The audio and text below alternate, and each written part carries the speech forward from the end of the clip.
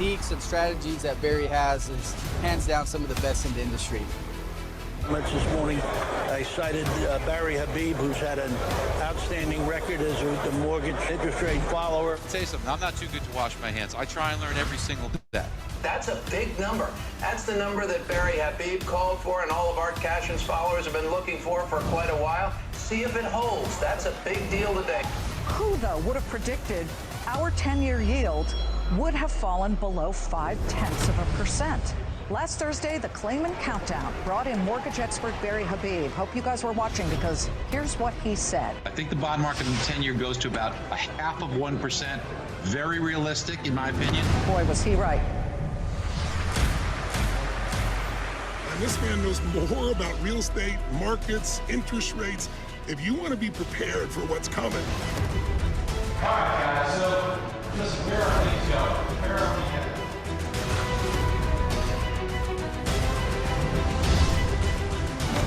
Do you know what motivates you?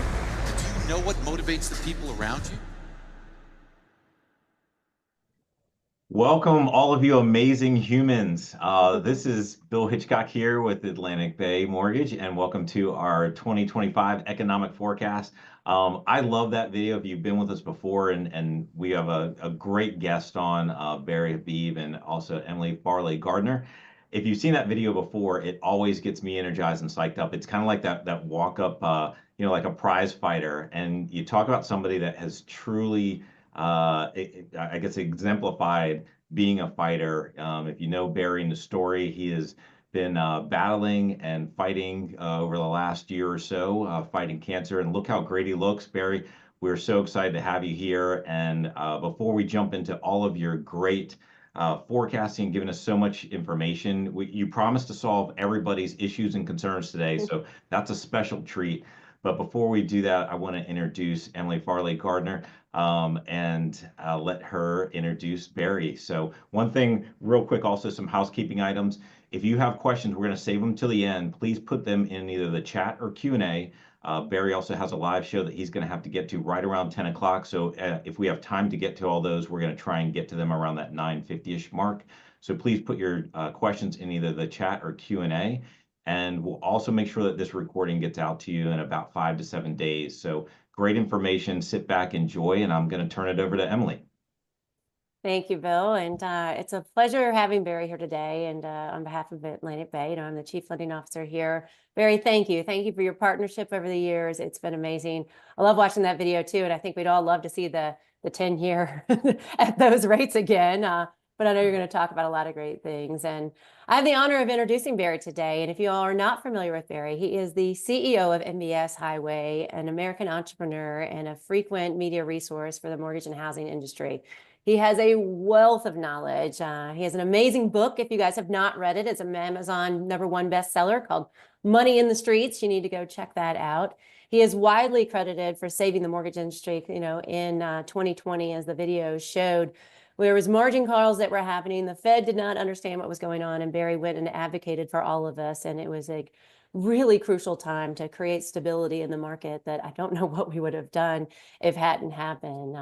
Barry also has a number of amazing awards. He is a 3-time Crystal Ball Award winner from Fannie Mae, Pulsenomics, Zillow, and the most accurate real estate forecast out of the top 150 economists in the U.S. That is amazing.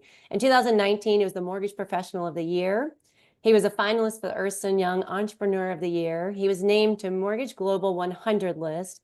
He is the St. Armand Ventures Businessman of the Year in 2021, named to the list of 100 people to watch in 2023. And in his mortgage career, he personally originated over $2 billion in origination. So Barry has walked the walk like many of you out there. He is a lead producer and the managing partner for Rock of Ages, which is the 27th longest running show on Broadway history, which also turned into a movie starring Tom Cruise. And if you haven't checked that out, it's awesome.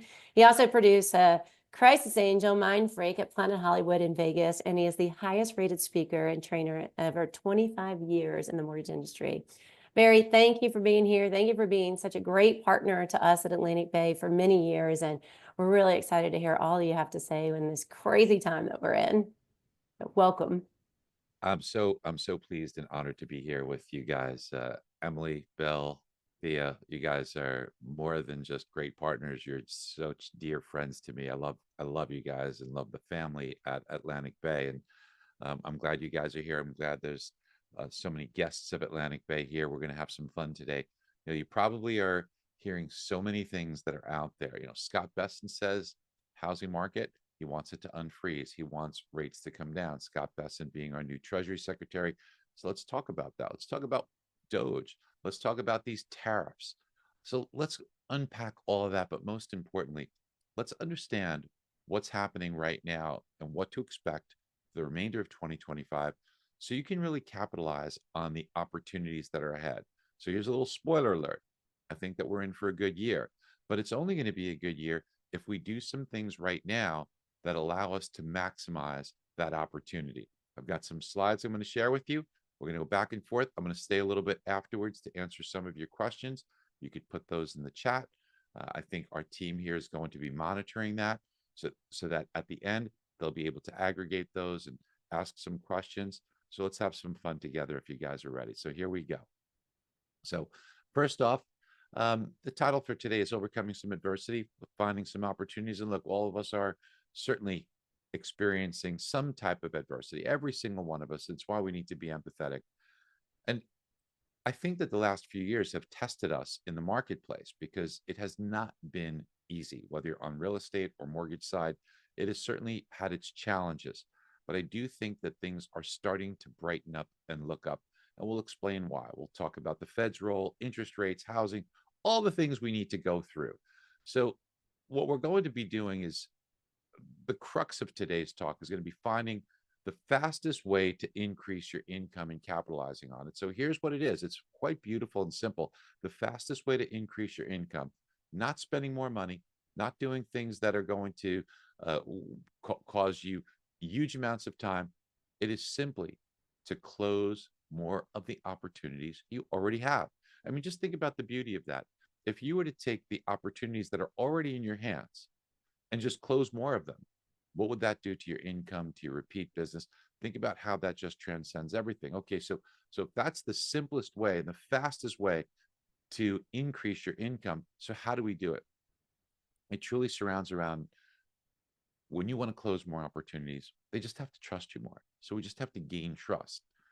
And that's the beauty of this. It's simple, but there are steps that we have to take in order to gain trust. So the first is vulnerability. And vulnerability is hard because vulnerability is something that ego gets in the way. And in addition to ego getting in the way, fear gets in the way. So we have those two things to overcome with vulnerability. But vulnerability truly builds trust.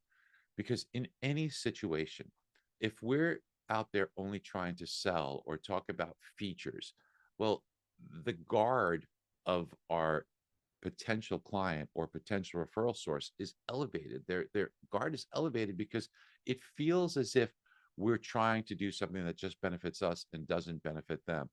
Being vulnerable is what makes a difference in any relationship, whether it's a love relationship, a family relationship, and a business relationship. Look, if you go into a clothing store and the salesperson, no matter what you try on, no matter how horrendous it might look, oh my gosh, that's fantastic, that's wonderful. This is someone that is not gaining your trust. You will trust the person who says, I wouldn't get that, that doesn't do anything for you. You're going to trust the server in a restaurant when the server says, hey, maybe you've ordered too much food. Maybe I wouldn't get that because that's been sitting. It doesn't look very good. By telling you something bad, they're now your advocate. Look, you have an opportunity every time as a real estate agent when you show a home that it's easy to just show the positives and the features. It's what we naturally want to do. And I'm not saying not to do that, but you should also try and find things that actually put you in a position of being their advocate, where you could say, hey, you know what, here's something that you should know that's going to need a new roof, or you should be careful about the driveway is going to need some patches, or I noticed some cracks, or this room probably should be painted. Whatever it is, that are some of the things that allow you to now be viewing that transaction with the client as someone who's their teammate, as opposed to someone who's selling them. what you do, and on the mortgage side, it's the same thing too, right? You know, whether it's like, let me give you an example. If someone's thinking, you could relate to this as a realtor, mortgage professional. If someone's thinking about buying or renting, it's easy to talk about all the positives of buying because it truly is, in almost all situations, a much better decision. But rather than constantly do that and have the potential buyer's guard elevated, what you can do is you could talk about some of the true benefits of renting. Look, if you rent, your landlord pays for your repairs. If you rent, you don't have to worry about your taxes going up. If you rent, you don't have to worry about when you leave paying a cost to sell the home. If you balance it with some of that, then the client, their guard comes down. They feel like you're their advocate. And you know, there's a wonderful example of this, and it was back with when Ronald Reagan was president. Ronald Reagan was meeting with Mikhail Gorbachev, and the meeting was not going well. You know, because first of all, translation, and you know, it was a high tension situation in the first meeting, and they wound up after a little bit in where the meeting was just going south. Ronald Reagan, just a great communicator and brilliant person in relationships, he actually gets up and walks out of the meeting, comes right back in, extends his hand and says, "Hi, I'm Ronald. Nice to meet you," and starts over. And it was almost like comical to break that. But then what he said is, before we sit down, let's take a walk together. And why take a walk? Because by doing so, at least metaphorically, here you have the two leaders of the world kind of walking in the same direction, but looking at things together instead of opposing. It's very powerful. So when we talk about this today, we want to be the advocate for the client instead of just trying to sell them. It is absolutely a more powerful approach to take. Now, the other way to gain trust is with market expertise. And I think this starts with understanding what type of business do you want to be in? Do you want to be in the information business, or do you want to be in the wisdom business? Just think about that for a minute, because we forget how important this is. Information we expect for free. When you do a Google search, you don't pay for the search. I mean, maybe you might have to look at an ad, or you could ignore the ad, but that might be sitting there, but you're not paying for anything. Wisdom you tend to pay for. When you go to a doctor, that's wisdom. When you go to an attorney, that's wisdom. Are you paying for it? Heck yeah, you're paying for it. But if you ask for directions, that's information. You don't expect to pay for it. So I want you to think about, what type of business are you in? Are you providing information, or are you providing wisdom? So, you know, every client has similar questions. Tell me, is this a good time to buy? I'm hearing negative stuff about the housing market. Is there going to be a crash? What happens if there's a recession? I'm hearing all this talk about recession right now. How are you answering those questions? And every one of us gets asked, well, which way are interest rates going? How are you answering that? You think about, are you providing information, or are you providing wisdom? Because people pay for wisdom. They don't expect to pay for information. And as far as information goes, technology is creeping more and more and more into doing a better job on information than we as humans could potentially do. So think about our value. Now, I'll tell you how most of your competitors answer questions like that. Well, you know, the housing market seems pretty good right now. Yeah, and interest rates, boy, if I knew which way interest rates were heading, I'd be having a pina colada on the beach somewhere. Now, that's an answer, but there's certainly better ways that we can answer that question by gaining wisdom. So let's take that approach right now. And as we start to begin this journey together, here's what I'd like to ask of you. I'd like to ask of you to please, for the next 45 minutes or so, just stay highly focused. I'm going to take you to some high level places, but I'll break it down in easy ways for you to understand, but you'll only understand it if you're focused. If you're playing with your email, texting, having the phone, taking a call, I know they're all important, but they can wait 45 minutes, okay? Unless it's something really, really super crazy. Let it sit so that you can work on your business and create more income and better service for your customers. Let's do that, I promise you. And also the other thing is, take some notes, because I don't want you to just consume this wisdom. I want you to take this wisdom, and I want you to be able to teach it. And you're only going to be able to do that if you're focused and if you're taking some notes. So here we go. Let's go with a forecast of what to expect in 2025.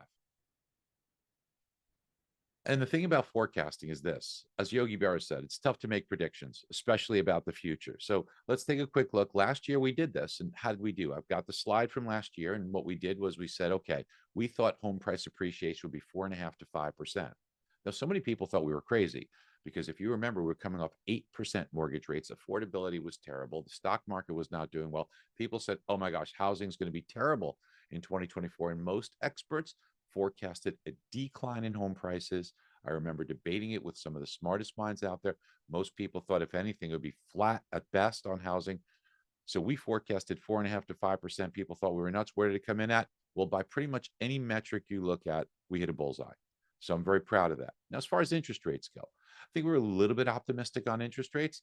We thought the 10-year Treasury would have a high of 4.4. We missed it a little bit. It was 4.7. We thought 30-year fixed rates would be mid fives to high sixes. The low was in the high fives to low sixes, to low sevens, pardon me. So we missed it by 0.25%. Why did we miss it? Well, I think part of that had to do with the fact that the job numbers that we were getting in the employment reports, they were coming out showing on average a little over 200,000 jobs a month were created. And the bond market didn't like that. The Fed was worried about that. But then when they reconciled the numbers, unfortunately, just a little too late, they found out that half of those jobs were not correct. So only half the amount of jobs were created. I bet you if those numbers were initially reported, interest rates would have behaved a little bit better and probably either at or close to our targets. But, you know, when you think about the employment situation and those numbers coming out, we want to try and think about the strength of that labor market going forward, which we'll do. Now, when interest rates did hit those low levels for brief periods of time, around 6%, it also taught us a lot. It taught us that we don't need 4% mortgage rates. Heck, we don't even need 5% mortgage rates. It seems that a magic number for both refinances and purchase activity is around 6%. So we've already begun a little bit of an improvement. And now mortgage rates somewhere in the mid sixes to 6.75 kind of range in that area or so. But I think there's a good chance that we can get lower towards that magic level of around 6% that will help to truly unfreeze the housing market and create a lot of refinance activity too. So let's explore how we get there. As we look at the components of what drives interest rates, inflation's a big one. So why? A lot of people say, okay, what makes interest rates go up and down? Inflation's a big one. So here's how. There are factors that drive interest rates. One of them is credit risk. And I think you all understand this. Look, if a borrower does not have as good credit, maybe I'll still lend the money, but it's riskier. Maybe they don't pay on time. Maybe it's a little bit of pain in the butt. Maybe I don't get paid at all. So if I'm going to lend you money, I need to charge you a higher rate to account for that risk. The second one is term premium. The longer I lend you money, the more things could potentially happen that could be adverse. So that's why a 30-year mortgage fixed rate costs more than a 15-year fixed rate, because more uncertainty. So uncertainty is risky. And the third and most important one is inflation. There's an inflation premium. So let's talk about this together, because this is really critical that you guys get this and understand this. Let's assume that you're in the business of lending money. And as you lend money, let's just pick a number, right? We're going to use round numbers here to make it easy. Let's say you lend money at 7%. Well, if you're lending money at 7%, you get an interest rate that gives you income at 7%. But, you know, inflation's eating away at that, right? So let's just say inflation's 3%. So if you're getting 7%, but inflation's costing you 3%, how much are you really making? You're really making 4%. 7 minus 3 is 4%, which is why it's called, interestingly enough, the real rate of return, because that's what you're really making. So the technical term is real rate of return after inflation. So if you're okay with a 4% real rate of return, then think about what happens.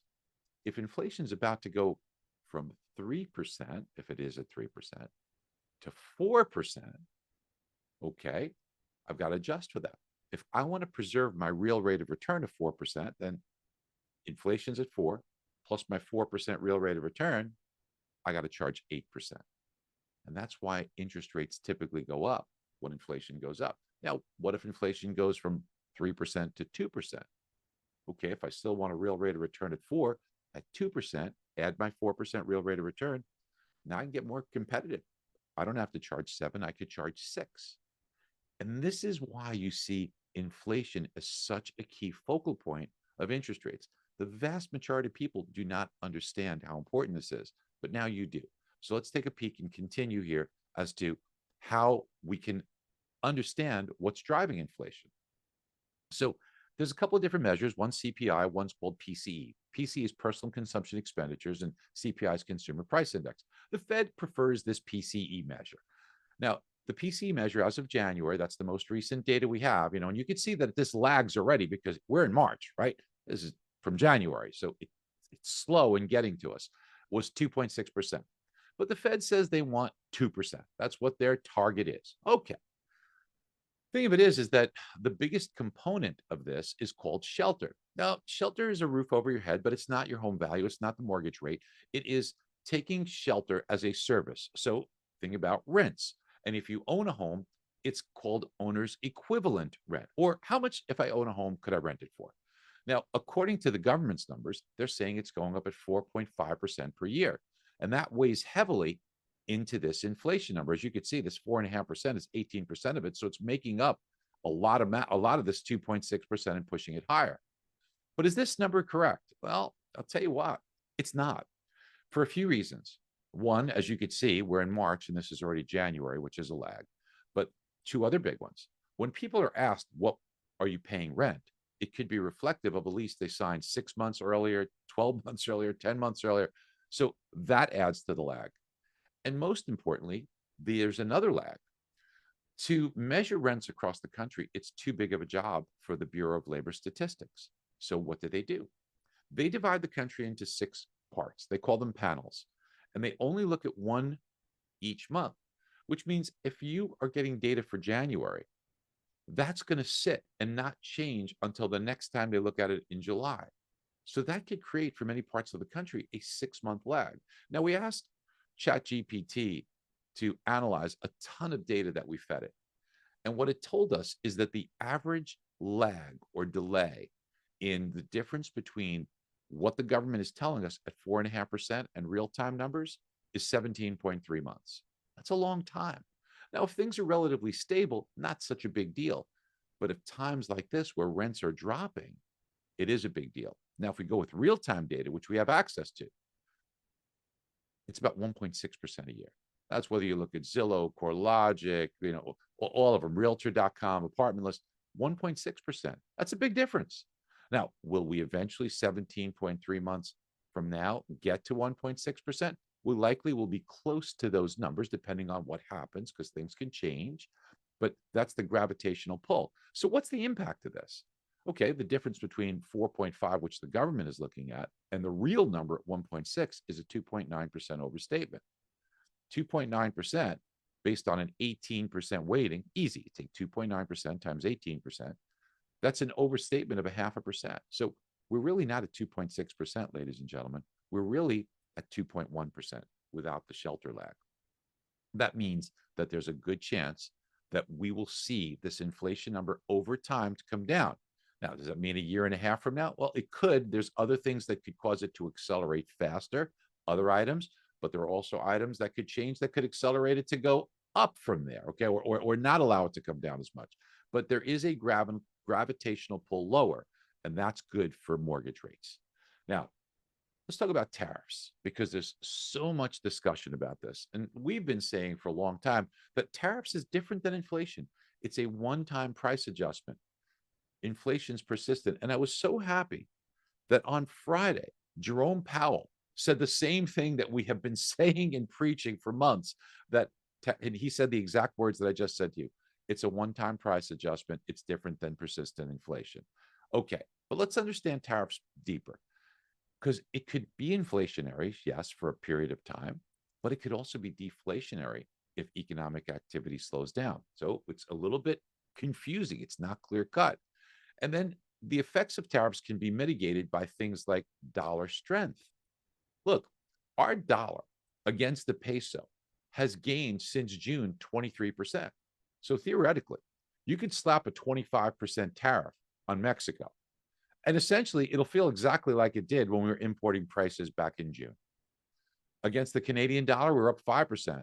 The Chinese yuan up 3%, the euro, the pound, the yen. You can see the dollar's gained against all these. So we then are able to mitigate a lot of what is coming in as tariff. The other thing about tariffs is it may not apply to 100% of the price. Let me give you an example.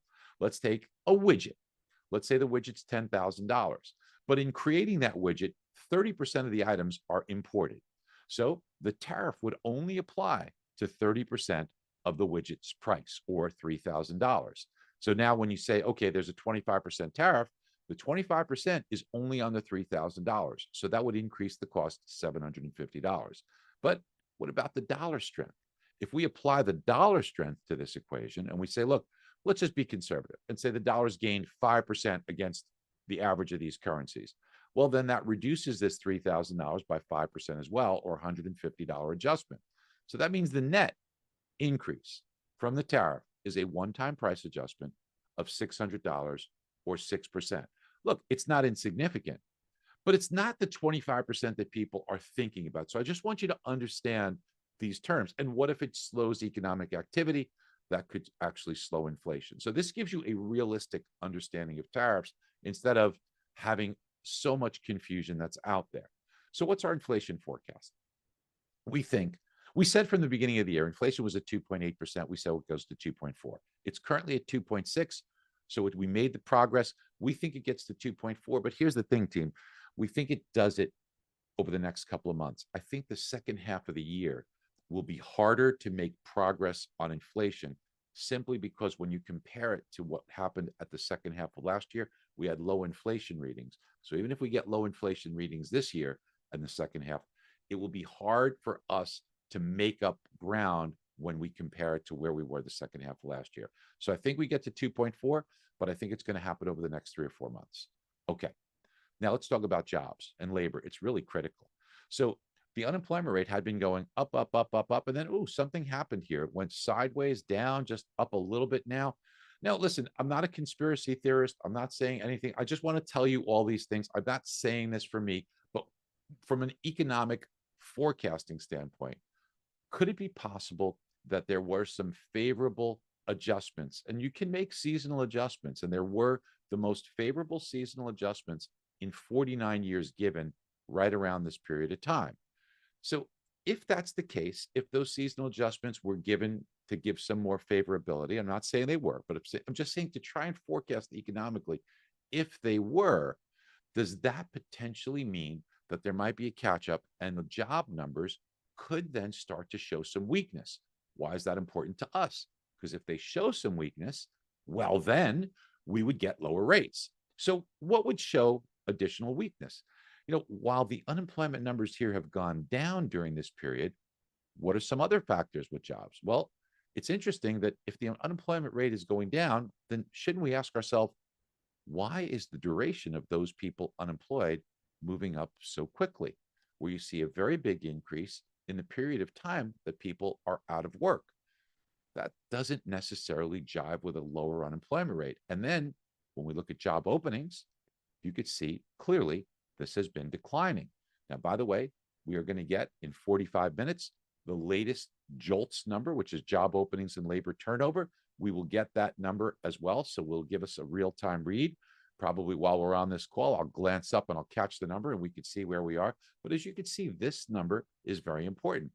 And then another thing you should note, the Wall Street Journal said even this number, the Wall Street Journal, this is not me, saying 1 in 5 job postings are fake, which just tells us again from an economic point of view that maybe there's more weakness in the job market.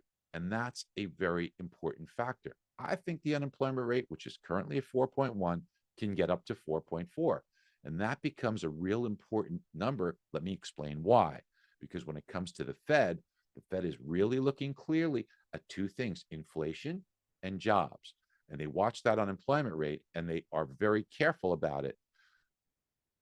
The Fed has 19 members. They all tell us every 3 months what their forecast is.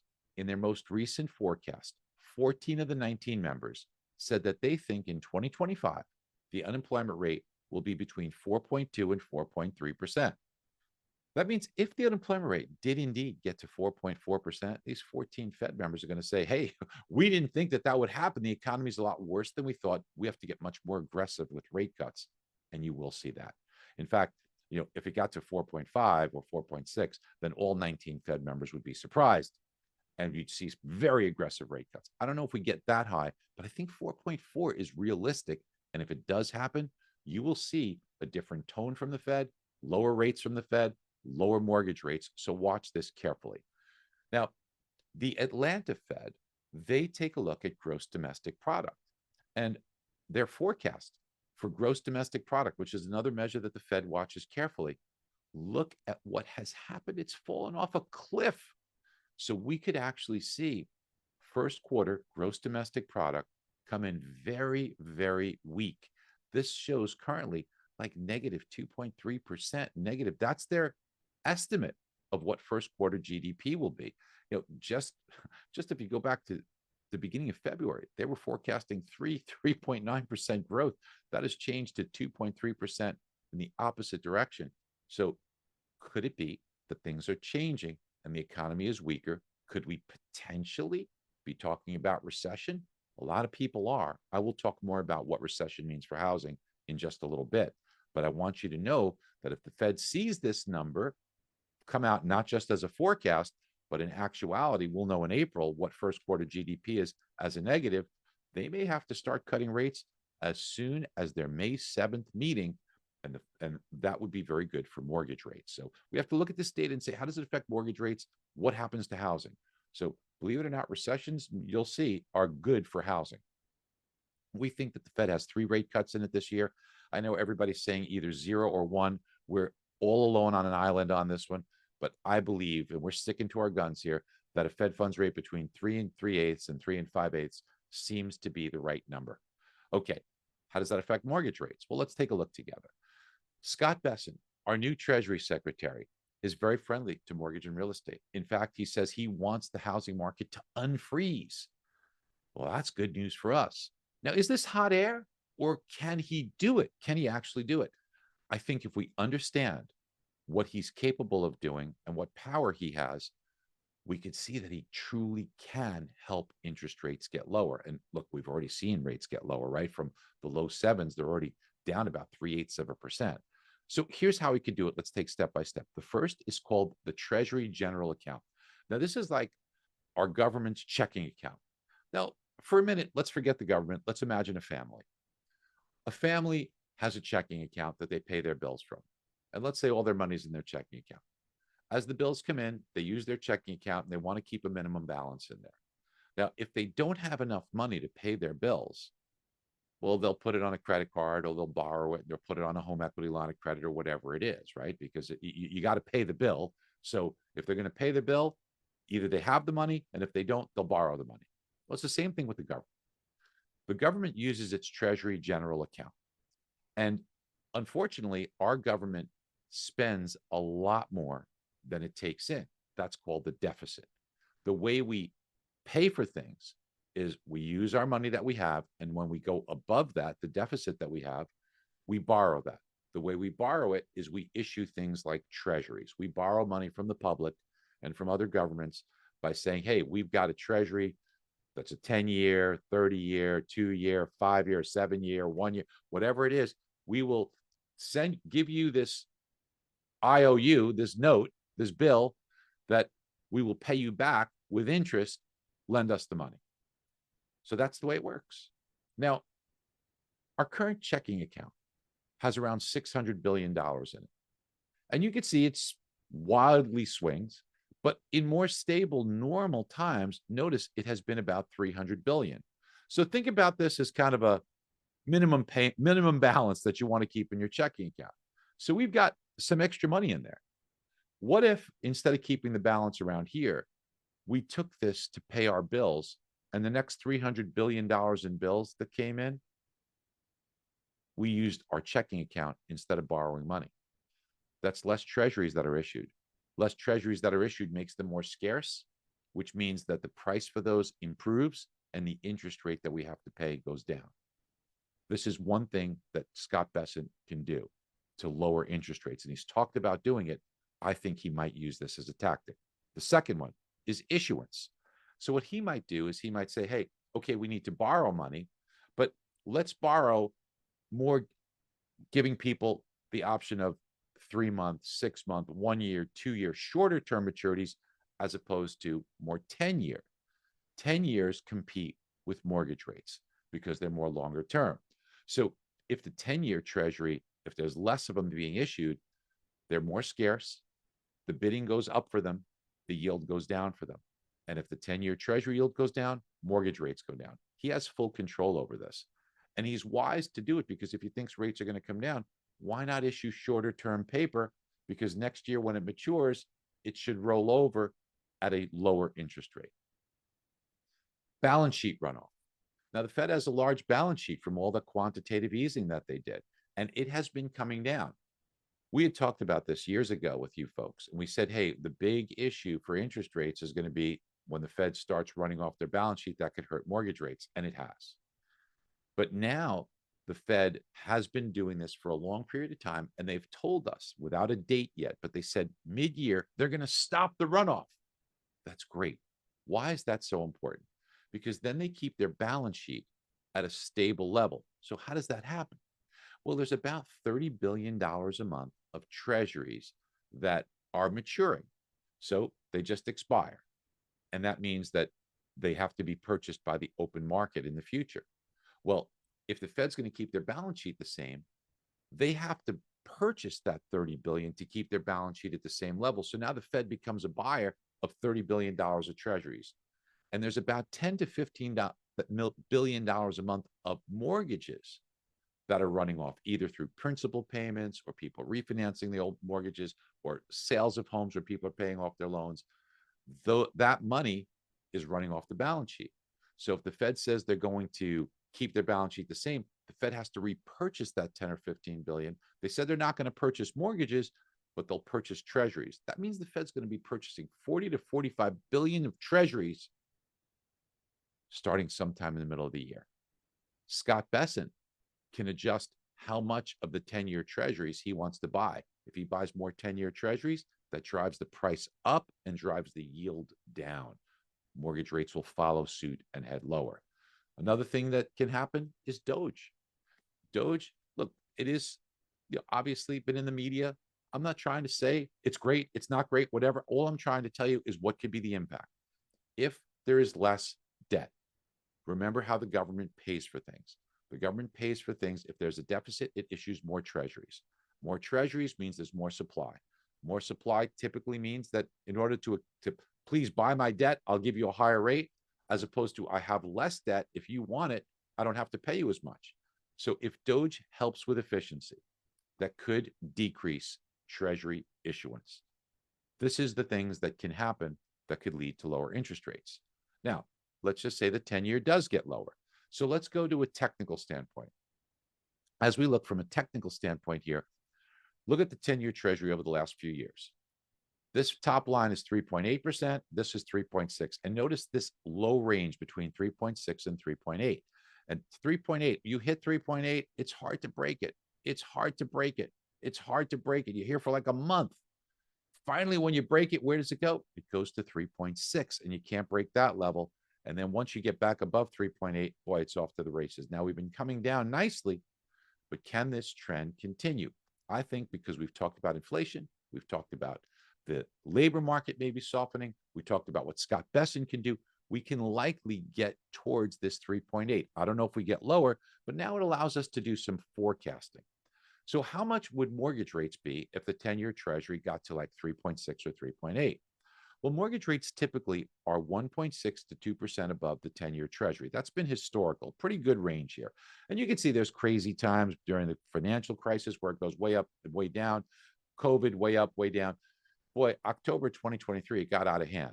And that was an awful time. The 10-year treasury was at 5, but mortgage rates were over 8.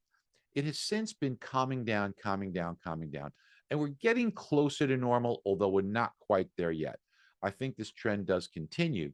And maybe we get a little lower. Instead of it being 2.4%, maybe we get down closer to 2.25%. Can we get there? I think so. So what would that do to mortgage rates? Well, now it just becomes math. If we think the 10-year Treasury can get to maybe 3.6, but probably as a low for the year, 3.8, then let's add that spread for mortgage rates, which right now it's 2.4, but let's say it goes to 2.25. Then we could forecast mortgage rates as the low would be a little above 6%.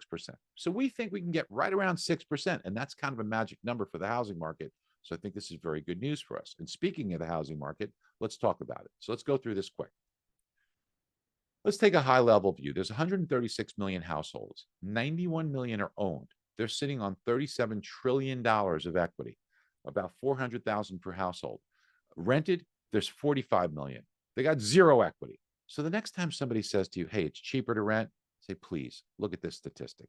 Now, of those that are owned, the 91 million, I want you to think about free and clear. There's 35 million of them that are free and clear.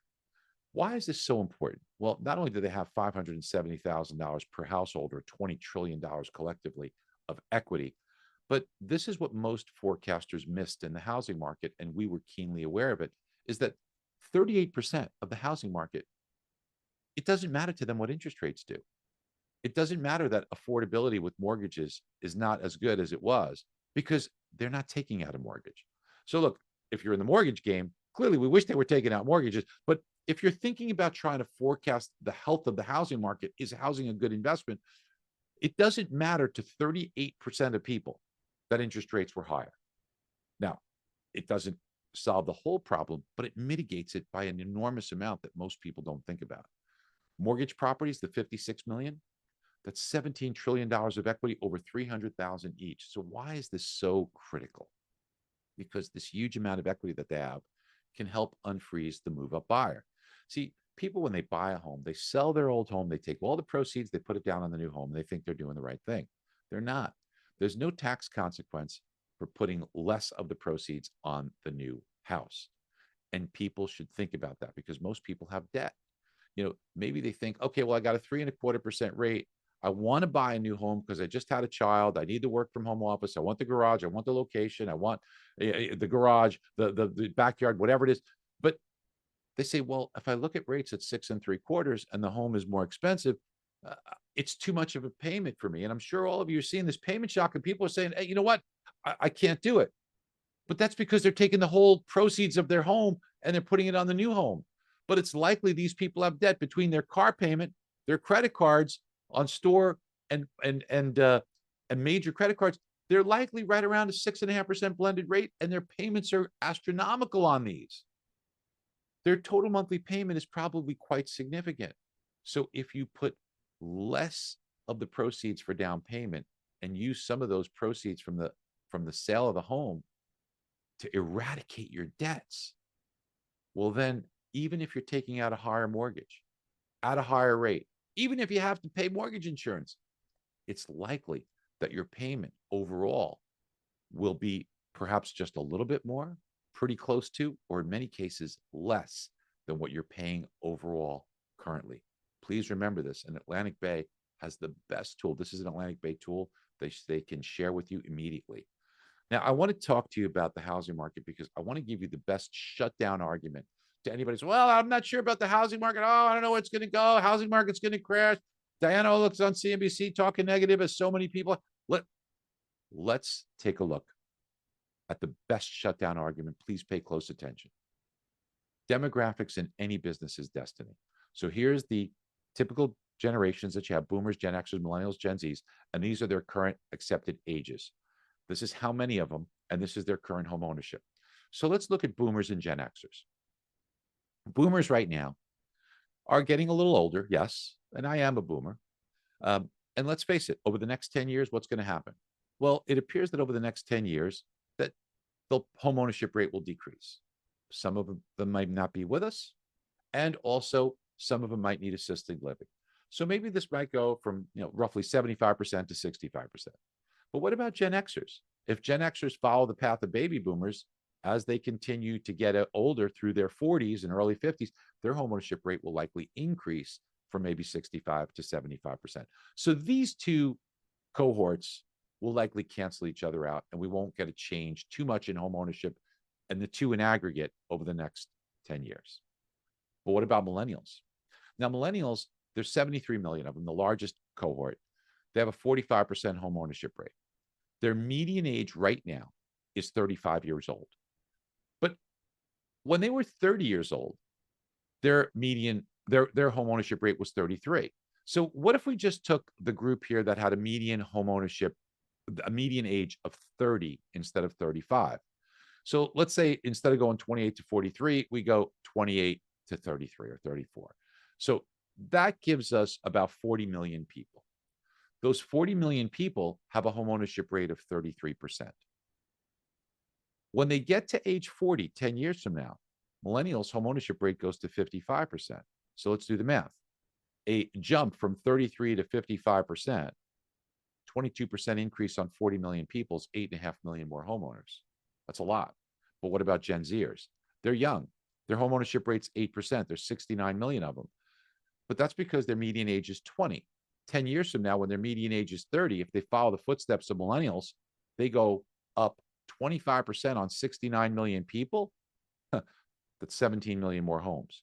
So that means in the next 10 years, we will need about 26 million more homes. But we know that not everybody is going to buy it individually. So since some people will double up, it's generally accepted that you need about 19 million more homes to be built in the next 10 years. So 19 million in 10 years, how much is that per year? That's 1.9 million a year. Well, would it surprise you if I showed you the current statistics of how many households are being formed per year? It's exactly 1.9 million. Isn't that funny? So we know these numbers are good. And it hasn't been much of a change for a long time. This is COVID, big move up, big move down, kind of evened each other out. But you could see we're right around that 1.9 million. So that's how many we need. That's demand. Now, what about supply? Supply is how many we're building. But we're not building enough, team. We're building closer to 1.4, 1.45 million. That's about the average that we've seen. That's why the supply remains tight. So if you need 1.9 and you're only building 1.4, chances are in the next 10 years, home values will continue to be well supported and go up. But you might say, hey, Barry, look at inventory. So I like to look at active listings, not just inventory, because those under contract are already sold. So just active listings, it is true. It has gone up. It's gone up a lot, 25% year over year. People say, well, the inventory, it's big, but hold on a second. That's from historically low levels. If you take a look at more normal times pre-COVID, you could see inventory is down 25% still till today, and our population has increased 12 million. So 12 million more people since COVID, fighting for 25% fewer homes that are actively listed. So inventory is still, relatively speaking, tight. Let's take a look at the Virginia marketplace just to give you a taste of what we see here.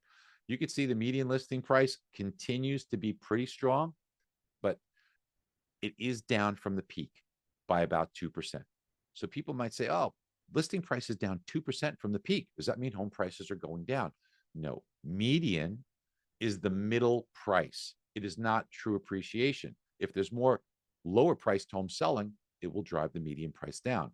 When you look at actual appreciation, Virginia is very strong, 5.6% year over year home price appreciation. So the next time somebody says to you, oh, prices are going down in Virginia, no, that's the median price, which means that there's more lower priced homes being listed. This is telling you that what's being sold and closed, prices are up 5.6% year over year. Now, how about days on the market? And if you could see days on the market, it does go up and down. And if you were to take a look, people might say, oh, well, look at where it was, from the past 6 months, days on market's gone up. But this is a normal pattern that occurs every year at this time. And days on market has started to already come down with the seasonal effects of that. It's a normal pattern. Now, I want to give you something that every one of you should be showing to your customers, and your Atlantic Bay professional has this chart. They can explain it to your clients very, very well. It's in their presentation expressway. So I want you to please pay close attention. Let's look at home price appreciation in the United States and see if we can find an opportunity. So home prices, as you can see over the years, go up from this level to this level, but it doesn't go up in a straight line. There's some waves to it. Sometimes it goes up faster. Sometimes they even decrease. Goes up fast, decrease, goes up fast, flattens out. What if we took a look at where we are right now? We're in the month of March. So if you looked at March, April, notice what happens. This seems to provide an acceleration in home price appreciation. What about the following March and April? Again. What about the following one? Again. Maybe there's something to this seasonality. And you could see that even if you bought at the peak, look, let's just say you bought June and July. By the next June and July, you made money. Prices went up. How about the next June and July? You made money. Prices went up. But where do you make the most money? If you buy in March or April, you make the most money the fastest. Hey, take a look at your calendar. What month are we in? You have any clients that are sitting on the fence thinking whether they should buy now or not? Show them this. Now, what about recessions? You're hearing a lot about recessions, right? Okay, so let's take a look at history. So let's go back more than 50 years. Recession, home prices go up before and after. Recession, home prices go up before and after. Recession, home prices go up before and after. Recession, home prices go up before and after. Recession, home prices go up before and after. One exception, but that was the great financial crisis and the housing bubble. Why? Because we were just out of control with lending that should have never happened. Remember the 580 FICO, no income, no asset, no job, no down payment? Sure, you're approved. Well, things got a little ahead of themselves here. You take that away, and even during the last recession, we know what's happened to home prices. Why are recessions good? Because interest rates decline during recessions. We think home values will be between 4.5% appreciation, but that's more than $20,000 gain on a $500,000 home. This is the time to buy. Now let's review our forecast. And if you want to follow me on Instagram, I am Barry Habib. Unemployment rate between 4.4, roughly 4.4 from where it started the year at 4. It's currently at 4.1, so it's already moving up. Core PC inflation started the year 2.8. We said it's going to go to 2.4. It's already making progress. It's already gone here. We said Fed funds rate. We're looking for 3 Fed rate cuts. Mortgage rates, low 6s from the 7% range, and home price appreciation 4 to 4.5%. Now, we started off by telling you that the fastest way to make more income is to close more of the opportunities you already have, and that's by gaining trust. We talked about vulnerability. We talked about looking at things from the same angle as your client, and we talked about being in the wisdom business versus the information business. So you remember, how do most of your competition ask? Well, I think the housing market's good. If I knew where rates are going, I'd be having a pina colada on the beach somewhere. Ha ha ha ha.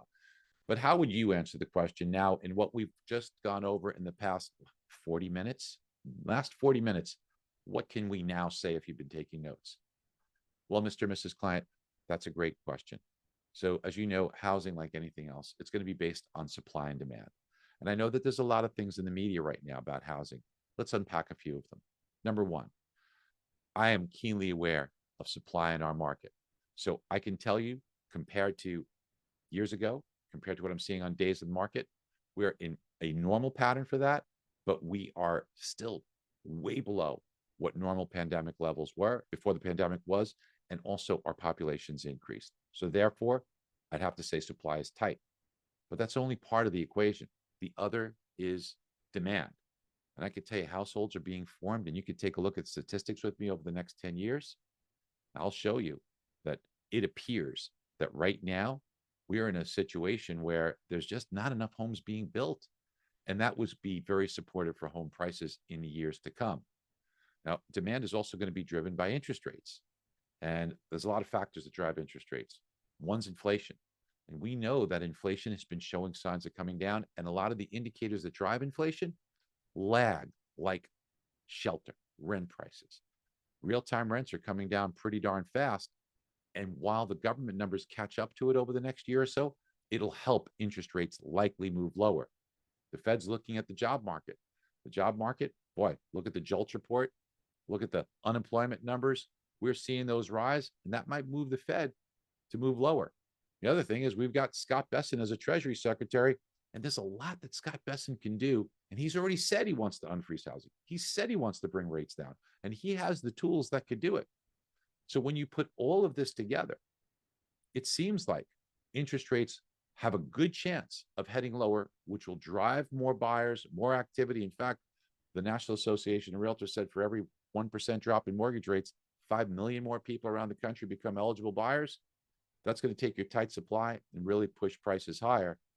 And the time to buy is before they go up, because you could always refinance later and take advantage of that price appreciation. And in fact, let me show you something else, because in the month of March and April, that's the most opportune time to be a buyer. So this is the time to put that contract in. Now, team, that took about 2 minutes, but would you perhaps agree that that's a lot more powerful in gaining trust and increasing your income faster and improving your chances than, well, market looks good, and if I knew where rates are going, I'd be on the beach having a pina colada. Think about what business you want to be in. Do you want to be in the information business, or do you want to be in the wisdom business? Who's going to be more successful? I'll leave it to you. Now, team, I want to show you a couple of more quick things as we go before we leave, because you need to get yourself out there. Now, American Dream, I have nothing to do with this company, so I'm not pitching anything I have here, but I work with these people. They are kind enough to allow me to do a lot of segments for them. And what I do is I talk to real estate agents, I talk to mortgage professionals. They're killing it on this platform, because here's what happens.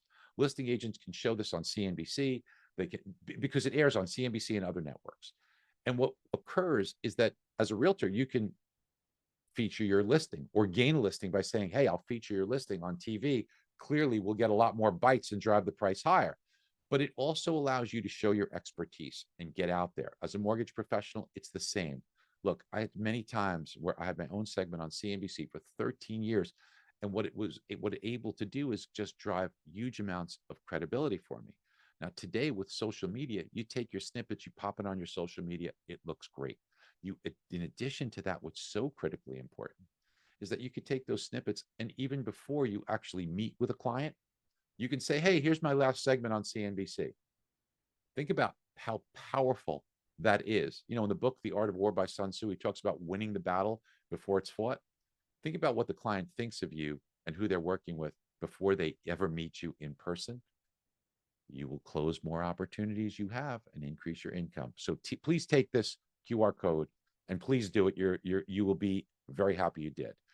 Now, market guidance is critical. And I just want to give a hat tip to the people of Atlantic Bay, because this is what they do for your customers every single day. And this is how important it is. Now, I know that clients think rate's important, and it is, but it's not the rate you're quoted today. It's not even the rate you lock. The only rate that matters, there's only one, and that's the rate you close with. So why is that so different potentially than what you lock or what you are quoted? I'll show you. Let's take a look over the last 8 months or so. And what I want to show you is what Atlantic Bay did. Now, this is mortgage-backed security pricing. So when it goes down, that's bad. That's worse. That means interest rates are going up when the bond price goes down. That means a worse price for your customer. So back in June, at the end of June, early July, they locked at the perfect time. Each of these was when Atlantic Bay advised to lock. At the perfect time to save customers 0.25% here.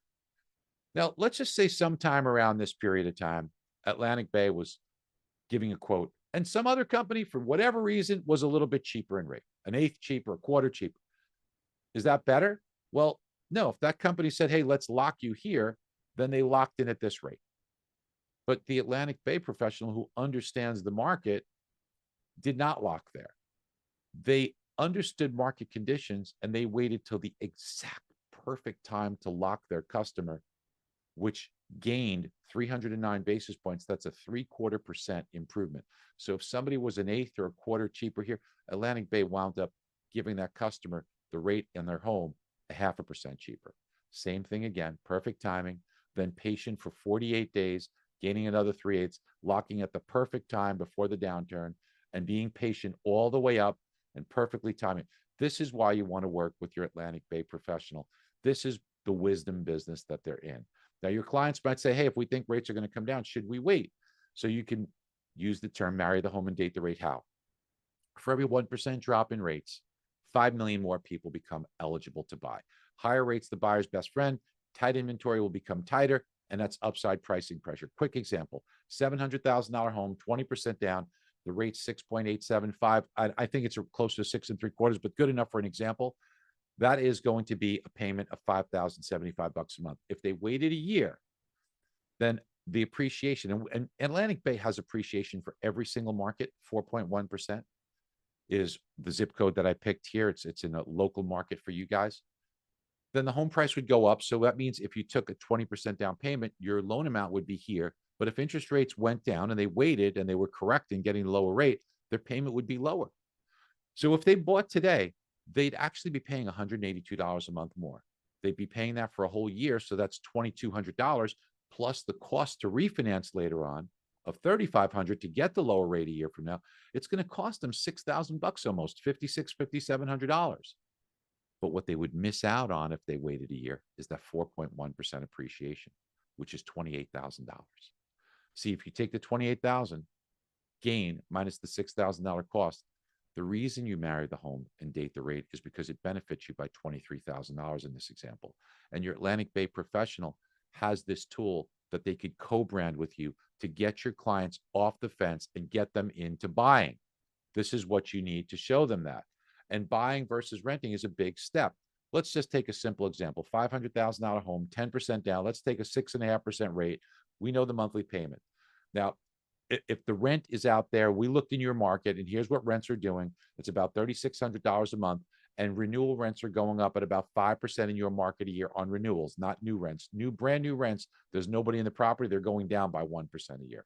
So when you blend them together, you're seeing that the new rents are going up at 5%. They think they're going to be in the home for 9 years. So the annual property taxes, hey, they're going to go up. Repair costs, that's something that you'd have as a buyer. The cost to sell, you got to think about all of those negatives if you're buying. So we want to give them both sides of it, right? Now let's do the comparison. Historical appreciation for the last 63 years has been 4.2% in this market. The forecasted appreciation over the next 9 years to average 4.1%. So we could see that by buying, you're more expensive than renting, but that changes. See, while this is more expensive right now, this is year one, this is buying, this is renting, it changes year over year as that rent goes up. And by the 5th year, your rent is more expensive than buying. By the 4th year, they're pretty much even. And then it gets a lot more expensive renting. But notice this black part here. This black part is something that we have to think about because that's your principal payment. Principal is not a cost. It's your own money. Look, if you took all of the rent that you'd spend over the 9 years, and if you took all of the money you'd spend buying, you'd be better off by $21,000 cheaper buying compared to renting. But the principal portion of this, you gain about $5,000 plus every year. And by the 9th year, you've gained almost $60,000 in principal. Why? Because you started off with a $450 mortgage. 9 years later, your balance is only $390. So you started with a $50,000 down payment. That was your equity. Here you have $110,000 in equity plus the magic of appreciation. At just 4.1% appreciation, would it surprise you that that's an extra $220,000?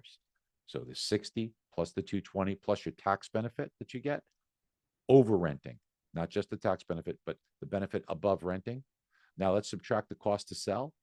And the reason why you want to buy versus renting is it's $285,000 better over the 9 years. Now, look, if you're going to move within a year, you should rent because you'd lose money by buying. But if you're going to be there 2 years or longer, why in the world would you not be buying this home? It's just an improvement every year. And there are so many tools like this that Atlantic Bay has that they can help with your customers. They have ways to compare loans. They have some of the best, slickest tools out there. And one that you need to get on with them is co-brand Home Report. Home Report goes out to your clients every single month. And what does it do? It gives them their current value of their home, which everybody wants to know. It also tells them the forecasted value, ways to save money, ways to maximize equity. And it gives them teasers on properties that are on the market. Why? So it gives them ideas. Maybe they might want to look at something and call you and move up. Please do this with Atlantic Bay. And finally, I want to just end with this.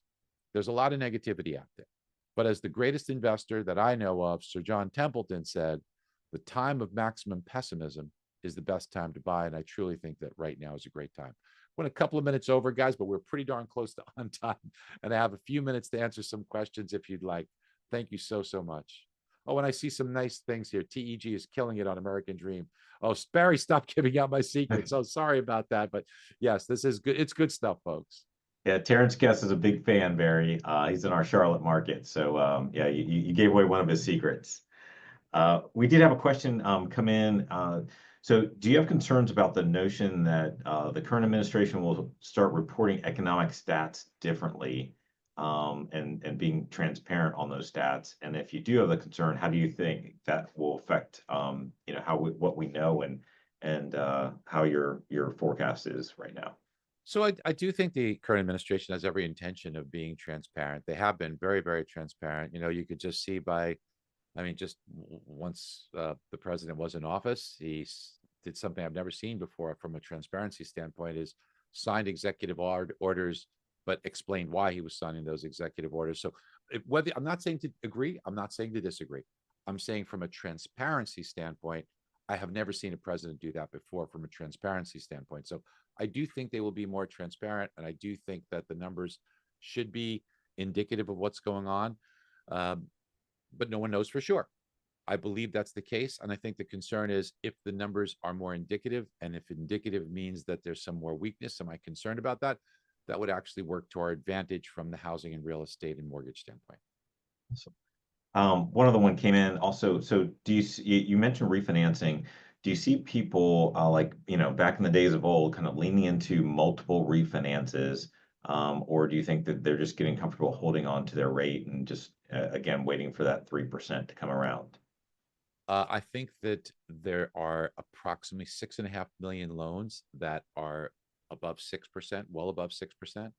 And I believe that much of that cohort, at least 4 million of them, will be available to do refinances. I just want you to kind of know the magnitude of some of these statistics. You know, we throw numbers out there like, okay, 5 million more people will become eligible if rates drop, right? It should unfreeze the housing market. Well, existing home sales for all of 2024 was roughly 4 million. So even if a small fraction of that cohort of 5 million more eligible people actually buy a home, it will make a big difference in the amount of activity we get. On the refinance side, when you think about how many refinances were done last year, just over 1.5 million refinances that were done. If you see, a portion of these 4 million, 5 million refinances become eligible, it's going to be a lot of activity. So I do believe there's a lot of reason to be optimistic throughout the year. Now, look, forecasts, as I started, forecasts are difficult, especially about the future. Nobody is perfect. I could certainly be wrong, but I believe that these models can have a lot of accuracy. The thing of it is there's things that can happen out of the blue that can change that, but I do believe there's reason to be optimistic. That's awesome. Emily, I'll let you close this out. Well, no, Barry, it's great information, and I appreciate the optimism. And that's one of the things that we talk about a lot is our mindset and how we've got to continue to do that. And you've given us a lot of great wisdom today to get out there and make sure that we are the ones that are providing that wisdom and setting ourselves apart. So thank you, Barry. We appreciate it and appreciate your time today. It's awesome. Much love to you guys. God bless you guys. Wishing you success, happiness, and health. Thank you, Barry. Same to you. Be well, and everybody. Be well. Thank you. Thank you so much, everyone. Appreciate it. Thank you, everyone. And as we've said, you'll get a recording of this. And if you have any additional questions, you can reach out to abwebinars@atlanticbay.com. Thanks, everybody. Thanks for joining.